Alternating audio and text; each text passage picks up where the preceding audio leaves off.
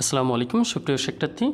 So আজকে আমরা দেখব কিভাবে মোবাইল ব্যবহার করে আমরা বাইনারি সহ অন্যান্য সংখ্যার যোগ বিয়োগগুলো করতে পারি, বিশেষ করে বাইনারি সংখ্যা। কারণ আমরা অনেকেই যে এমসিকিউ এর জন্য আমরা যথেষ্ট সময় পাবো না, যে কারণে আমরা যদি পারিও এটা তো খাতা কলমে বা হাতে কলমে করতে গিয়ে এটা যথেষ্ট সময় লাগবে, যেটা 25টা এমসিকিউ 25 মিনিটে আমাদের কভার করা সম্ভব হয় না। তো সেক্ষেত্রে আমরা আজকে দেখব যে কীভাবে আমরা ক্যালকুলেটরের মাধ্যমে মোবাইলে অথবা ক্যালকুলেটরের মাধ্যমে জিনিসটা আমরা করতে পারি। সো ক্যালকুলেটর ব্যবহার করার জন্য আমরা প্রথমে, যেমনটা আগে আমরা দেখিয়েছিলাম, যে প্রথমে আমরা মুডে ক্লিক করব। যে কোনো ধরনের ক্যালকুলেটর হতে পারে, যেমন এটাতে একটু ডিফারেন্ট দেখা যাবে, কিন্তু অলমোস্ট অপশনগুলো একই রকম। যেমন আমরা মুডে যদি ক্লিক করি তাহলে বেস এন বলে একটা অপশন থাকবে, সব ক্যালকুলেটরেই আছে। তো এই বেজ অপশনটা যেখানে দেখবো এর পাশে যে নাম্বারটা থাকবে, যেমন বেশিরভাগ কম্পিউটার ক্যালকুলেটরে বেজ এন এর পাশে 4 লেখা আছে। তো তুমি যেটা করবা যে 4টা প্রেস করবা, তাহলে সে এই মুডে চলে যাবে। যেমন আমি এখানে বেজ এনে ক্লিক করলাম, এখন কিন্তু আমি চলে আসছি একটা ডিফারেন্ট মুডে। তো আমি যেটা করতে চাচ্ছি, ফার্স্টে আমি দেখতে চাচ্ছি যে বিভিন্ন ধরনের নাম্বারগুলো কীভাবে যোগ করতে হয়। যেমন আমি প্রথমে বাইনারি নাম্বার তুলব, সেক্ষেত্রে আমাকে প্রথমে বাইনারিতে ক্লিক করতে হবে। বিনটা আমরা দেখতে পাচ্ছি যে ডেক, হেক্সা, বিন, অক্ট, এই বিনে ক্লিক করবো এবং অটোমেটিক্যালি আমরা বাইনারিতে চলে আসছি। এবং আমি যে কোনো সংখ্যা আমি এই জায়গাতে আমরা তুলব, যেমন আমি 1101110। সো এই সংখ্যাটা আমি এই জায়গাতে তুললাম, বা আমি আরও দুটো সংখ্যা এখানে তুলতে পারি। এরপরে আমরা যদি প্লাস দিই, এরপরে ঠিক অনুরূপ আরও কিছু সংখ্যা আমরা এরকমভাবে তুলি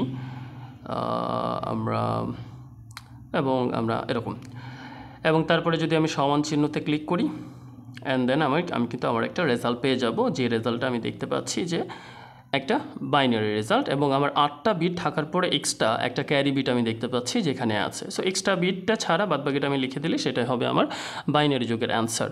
কিন্তু সমস্যাটা হয়ে যায় যখন আমাদের দশমিক থাকে, কারণ এই বাইনারি মোডে দশমিক কাজ করবে না, রাইট? তো সেক্ষেত্রে আমরা কি করব? তো ফার্স্টে আমরা একটা সলিউশন দেখি, প্রবলেম স্টেটমেন্ট। যেমন এখানে আমরা দেখতে পাচ্ছি যে সংখ্যা আছে, প্রথম বাইনারি সংখ্যার পাশে দশমিকের পরে 2টা সংখ্যা আছে, পরের বাইনারি সংখ্যার পরে দশমিক পরে একটা সংখ্যা আছে, এবং তৃতীয় নাম্বার যে বাইনারি সংখ্যা সেটার পর 3টে আছে। সো এখানে আমাকে মাথায় রাখতে হবে সর্বোচ্চ কত ঘর পর্যন্ত দশমিকের পরে সংখ্যা আছে। যেমন আমি দেখতে পাচ্ছি সর্বোচ্চ 3টা আছে, 101 এই সংখ্যাটা, যেমন 10 2টা, 1 একটা, 101 3টা। সো 3টা আমাকে সর্বোচ্চটা মনে রাখ, 3টার মধ্যে আমি 3টায় যোগ করব সবগুলো, কোনো রকম দশমিক ছাড়া। যেমন আমি এই জায়গা থেকে যদি প্রথম অংশটাকে আমি কপি করি এবং এই সংখ্যাটা আমি এখানে পেস্ট করি, সম্ভবত এখানে পেস্ট কাজ করবে না ক্যালকুলেটারে।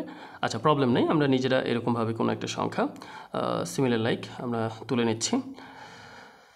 সো এই সংখ্যাটা আমরা তুললাম, এবং আমরা কিন্তু দশমিক দিতে পারবো না।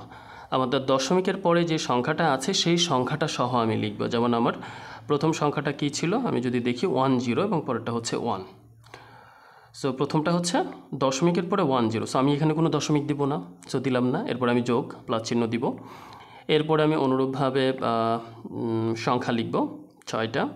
সো 0 0 1 এটা লিখেছি, এবং তারপরে আমার দশমিকের পরে কয়টা সংখ্যা ছিল, একটা, শুধু 1 ছিল। সে 1টাও আমি লিখে দিব এই জায়গাতে। ওকে, সো 1টা আমি লিখে দিলাম, এরপর আমি প্লাস সাইন দিব। এরপরে একইভাবে আমি এখানে কিছু সংখ্যা দিব, এবং আমার দশমিকের পরে কয়টা সংখ্যা ছিল, দশমিকের পরে কিন্তু আমার 3টা সংখ্যা ছিল। কয়টা? 3টা।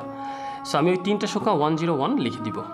দেওয়ার পরে আমি যদি সমান চিহ্নতে ক্লিক করি, আমার কিন্তু একটা মান আসবে, রাইট? এবং আমি এখানে ক্লিক করে বাইনারিতে ক্লিক করে দেখতে পারি, সো আমার একটা মান আসছে।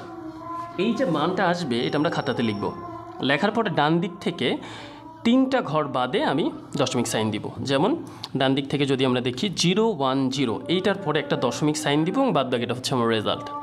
সো এইটাই হচ্ছে আমার ওই 3টা সংখ্যার কিন্তু যোগফল। তো এটা যদি আমরা ঠিকঠাকভাবে বুঝে করি, যেমন আমরা যদি এই সংখ্যাটাতে ঠিক ওই জায়গাতে লিখি, যেমন 11011010, সো যে সংখ্যাই হোক এটা আমাদের ব্যাপার না। যেমন এই 3টা যোগ করে আমার ফলাফল যেটা আসবে, যেমন 1101 এবং 1010। তো এরকম আমি ধরে নিলাম যে এটার যোগ করে এরকম রেজাল্ট আসছে। তো আমি যেটা করব, ডান দিকে আমার সর্বোচ্চ 3 ঘর পর্যন্ত যেহেতু দশমিক ছিল, আমরা ঠিক ডান দিক থেকে 3টা ঘর বাদে এখানে দশমিক দেবো। সো এইটা হবে আমার রেজাল্ট। এই টাইপের কোনো একটা রেজাল্ট যদি তোমার এমসিকিউ অপশনে থাকে সেটা তুমি দিয়ে দিবা। সো এটা হয়ে যাবে তোমার রেজাল্ট। সো এটা খুবই সিম্পল, একেবারে কঠিন না। আর বিয়োগগুলো সাধারণত 3 ঘর থাকে না বা থাকবে না। বিয়োগ যদি কোনো একটা সংখ্যা থাকে বা ছোটোখাটো, সেটা আমরা খুব সুন্দর করে কিন্তু দিয়ে দিতে পারবো। সাপোজ আমার কিছু সংখ্যা এরকম দিয়ে দিল এবং আমরা বিয়োগ চিহ্ন দিব, অ্যান্ড দেন 1 0 1 1 সামথিং লাইক কিছু একটা হবে। তো অটোমেটিকলি আমার রেজাল্ট কিন্তু চলে আসছে। সো সেটা আমি বসাই দিব। বিয়োগ খুবই সোজা। ঠিক একইভাবে আমি যদি অন্য মোডে কাজ করতে চাই, সাপোজ আমি 2টা হেক্সা সংখ্যা বিয়োগ করতে চাই, তাহলে আমি ফার্স্টে যেটা করব, আমার যে হেক্সাতে ক্লিক করব। এখন কিন্তু আমি হেক্সাডেসিমেল মোডে আছি, এবং আমি যদি এই জায়গাতে 2টা সংখ্যা এ প্লাস আমি যে কোনো কিছু 1e যোগ করতে চাই, তাহলে আমার রেজাল্ট কিন্তু C8 চলে আসছে অটোমেটিকলি। বিয়োগ একইভাবে করতে পারবো, কোনো সমস্যা নেই। বিয়োগটা নর্মালি এগুলোতে থাকে না। এছাড়া অক্টাল সংখ্যা যদি আমি কাজ করতে চাই, অটোমেটিকলি এটা অক্টালে কনভার্ট হয়ে গেছে। আমরা ঠিক এটা যাচ্ছি না, আমরা 2টা অক্টাল সংখ্যা আমরা যোগ করতে চাই। তো সেক্ষেত্রে অক্টাল সংখ্যা 0 থেকে 7, তা আমরা 7 লিখলাম, অ্যান্ড দেন তারপরে হচ্ছে আমরা 10 লিখলাম, দেন আমরা যোগ দিব। দেওয়ার পর আমাদের 5 আছে, 6 আছে অক্টালে, এবং 3 আছে। এই সংখ্যা যদি যোগ করি তাহলে অক্টালে কিন্তু আমি এই সংখ্যাটা পেয়ে যাব। এবং অক্টাল মোডে শুধু থাকলেই হবে আমার, অক্টাল মোডে। তারপরে আমরা নর্মালি যেভাবে ক্যালকুলেশন করি, শুধু আমার মোডটা চেঞ্জ করতে হবে। ডেসিমেলে নর্মালি আমরা যেভাবে যোগ করি বিয়োগ করি, এই জিনিসটা করে ফেলবো। সো একেবারে কঠিন না, কিন্তু বাইনারি যে যোগটা বা বিয়োগটা, এটা আমাদের একটু মাথায় রাখতে হবে। যদি দশমিক থাকে, দশমিক ছাড়া সবগুলো তুলব।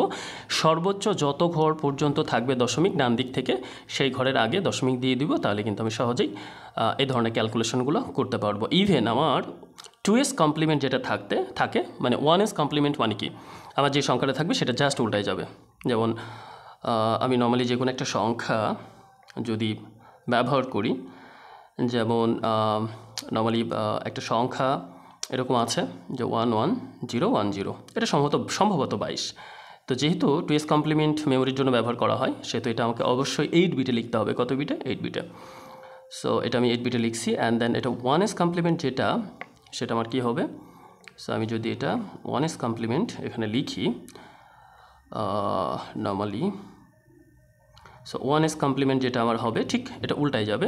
সবগুলো 0 হয়ে যাবে 1, সো 3টা 0 হয়ে গেল, 3টা 1, পরের 2টা 1 হয়ে যাবে 0, পরের 0টা হয়ে যাবে 1, পরের 1টা হবে 0, এবং পরের 0টা হবে 1। এটা হচ্ছে 1s কমপ্লিমেন্ট।